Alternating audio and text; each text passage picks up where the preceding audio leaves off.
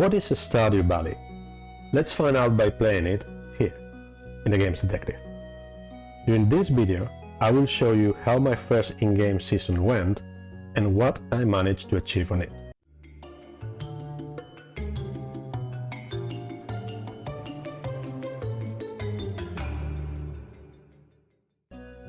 I wanted my experience to be as pure as possible, allowing myself to learn as part of my journey. Because of that, I started my run with very little knowledge about the game.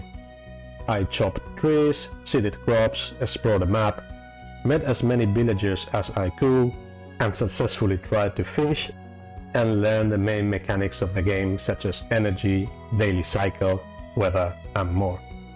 By the end of the 8th day, I had unlocked a bunch of things, but it felt like I was mostly messing around, lacking direction, and unable to progress at pace. At this point, I decided that I needed to set a basic plan. My objective was to find out what a new player without a specific previous knowledge about the game will achieve in a reasonable amount of time. With that in mind, I decided that completing the first season, which is spring, and covers the first 28 in-game days, seemed like a sensible target. Trying to do a bit of everything each day was clearly inefficient, so I decided to focus on a single task every day in order to optimize my efforts and energy usage. Also, I will not try to do everything. I will focus on farming, foraging and fishing, leaving other aspects of the game such as mining and interacting with villagers for later. Last but not least, inventory space seemed to be my main struggle, so I started day 9 by chopping some trees to gather wood in order to craft my first chest. That's something that I should have done before, probably on day 1. Rest of day 9 was focused on improving my crops, for which I used some parsnip and potato seeds that I bought in the local store. I also finally managed to fish successfully. On the morning of day 10, I adopted a cat, which I named Pike. After watering my crops, I focused on fishing, getting it to level 1, as well as mining. I was so excited that I even forgot to record my gameplay for days 11 to 13. Luckily, I was also keeping some notes on my progress. According to my notes, day 11 was more fishing and trying to find Robin's lost axe. Fishing seemed to be improving and allowing me to earn some decent amount of gold, so I continued focusing on it on day 12. I attended the Festival of Eggs, which happens on spring day 13. There I met the few villagers that I had not yet met, completing the 28 of them.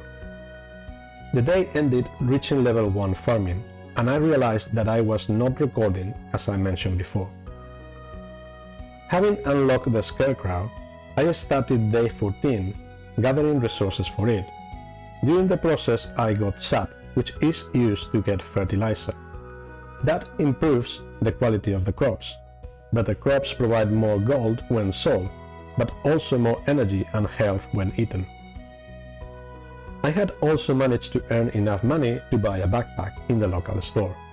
This doubled the amount of items that I could carry with me.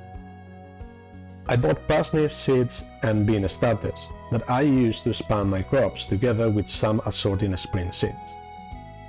I finished day 14 finding Robin's lost axe and going to sleep. On day 15, I returned the lost axe to Robin, completing that story quest. I then bought tulip bulbs, jazz seeds, and some extra seeds to spam my crops even further in order to earn more money from them. On day 16, I started to feel good at fishing, succeeding on it a total of 6 times and getting level 2 fishing, unlocking bait. At this stage, it was clear that my approach of dedicating each day to a specific task was by far more efficient, and I was progressing much faster than during my first 8 days. On day 17, I harvested my first cauliflower, which I sold for a whopping 175 gold. I continued fishing and unlocked my first achievement, Fisherman, ending the day earning over 1100 gold. Day 18 was mostly for farming, harvesting and expanding my crops. Jody asked if I could get her a cauliflower on day 18. Luckily, I had kept one from day 17 in my inventory, allowing me to complete the task and gaining 350 gold as reward.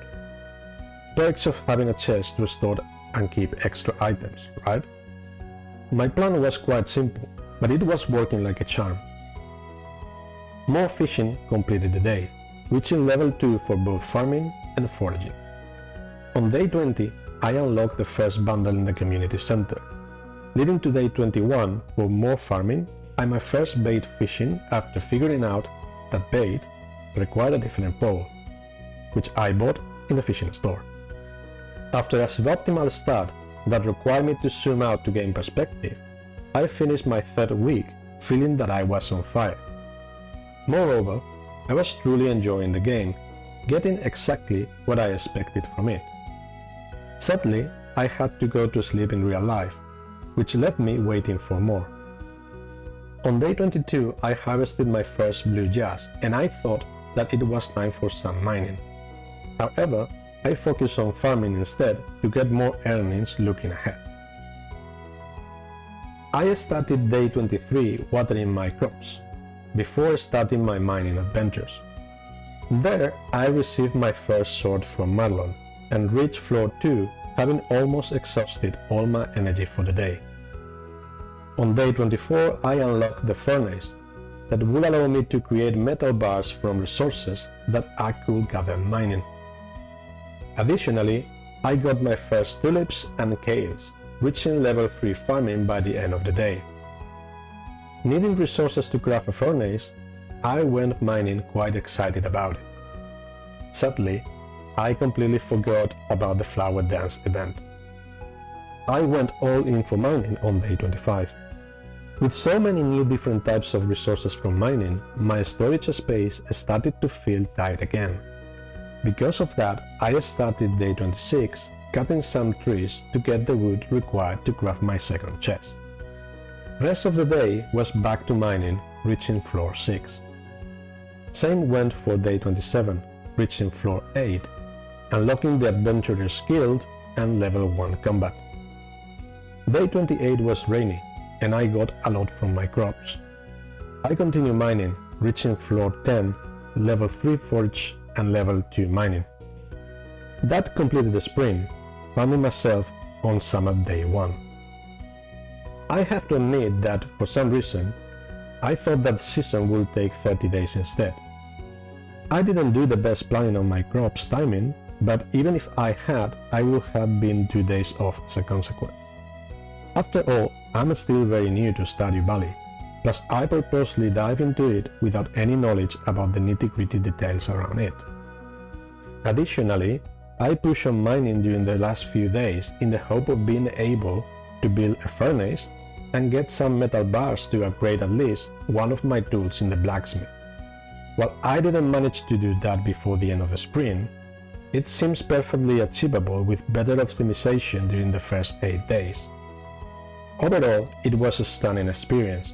The Stardew Valley is as enjoyable as I expected, and I am looking forward to more of it.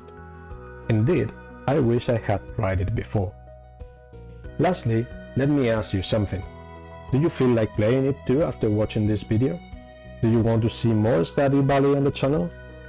And for those experienced in the game, how was your first run? Which tool would you recommend to upgrade to Copper first? Let me know in the comments below. Stay tuned for more, and see you in the next video.